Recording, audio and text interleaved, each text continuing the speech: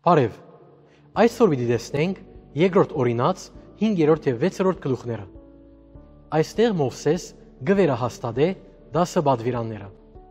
Առաջին համարը ցույց կտա Աստծո խոսքին ընդառաջելու 3 քայլեր։ Առաջին քայլը լսելն է, իսկ երկրորդը սորվել և ծանոթանալ անոր, իսկ երրորդ քայլը գործադրելն է։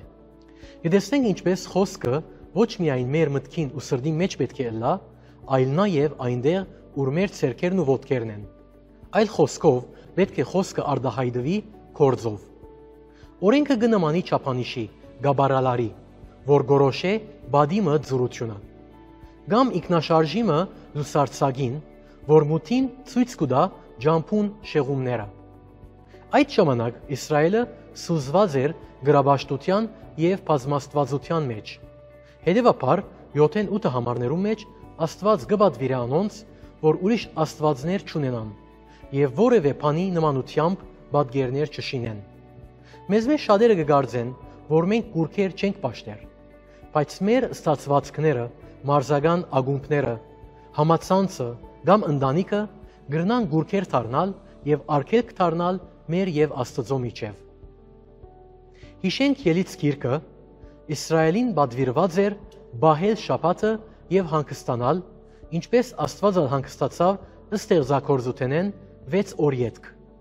Բայց այստեղ երկրորդ օրինաց 5:15-ի մեջ կտեսնենք, որ շաբաթը նաև հանգստանալու ժամանակ է,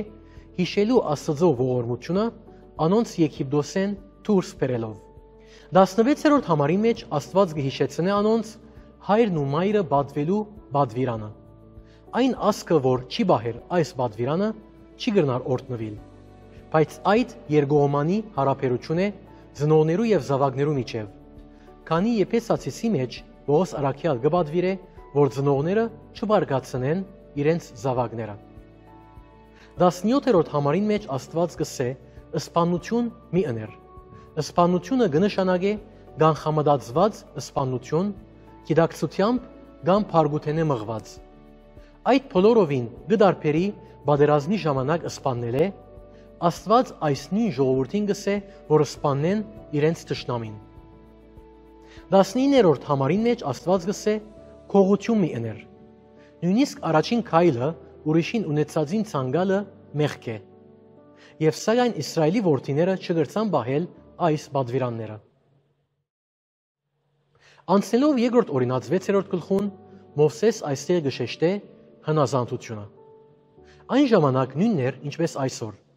Գտվի երկու տեսակ մարդոց գոյությունը։ Անոնք, որոնք կսիրեն Աստված և կհնազանդին, և անոնք, որոնք չեն սիրեր և չեն հնազանդիր։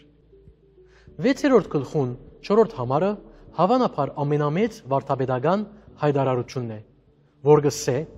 մեր Տեր Աստվածը միայն մեկ Տեր է։ Տեր բառը Եհովան է, իսկ մեր Աստվածը Էլոհիմ։ Էլոհիմը հոգնագի է, որ մեր հասկացողությամբ համապատասխան է երրորդության։ Այլ խոսքով, ով Իսրայել մտի կրե, Եհովան մեր երրորդությունը, մեր Աստվածը մեկ Եհովա է։ Իսրայել պետք էր դարաձեր աստվածության մեկ ըլլալուն այս մեծ նամակը, գրաբաշխության և բազմաստվածության աշխարհին մեջ։ 5-րդ համարին մեջ մեզի կսվի սիրել Աստված մեր ամբողջ սրտով, հոգիով և զորությամբ։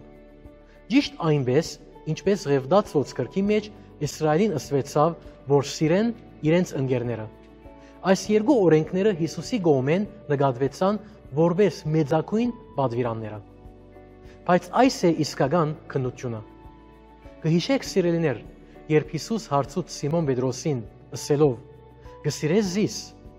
հարցումն է, որ ան ամեն օր մեզի կհարցնե։ Մենք կսիրենք Աստված։ Մենք պետք է շատ զգուշ ըլլանք, երբ կխոսենք Աստված սիրելու մասին, բայց միևնույն ժամանակ կքննադատենք մեր հավատակիցները։ 6-րդ համարի մեջ Աստված կպատվիրե մարդոց պահել իր խոսքերը իրենց սրտերուն մեջ։ Եվ ավելի ուշ պիտի լսենք, երբ Դավիթ կսե, որ ինք կպահե խոսքը իր սրտին մեջ, որպեսզի չմեղանչե Աստծո դեմ։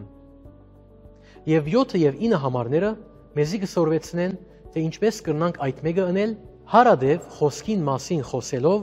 եւ զայն քրելով մեր դուներուն թռներուն վրա։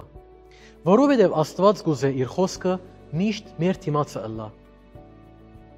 Գալով 20-րդ համարին կգարտանք, ինչպես Տերը դուրս բերավ ժողովուրդը Եգիպտոսի երկրեն եւ անոնց տվավ այն երկիրը, որ խոստացած էր իրենց հայրերուն։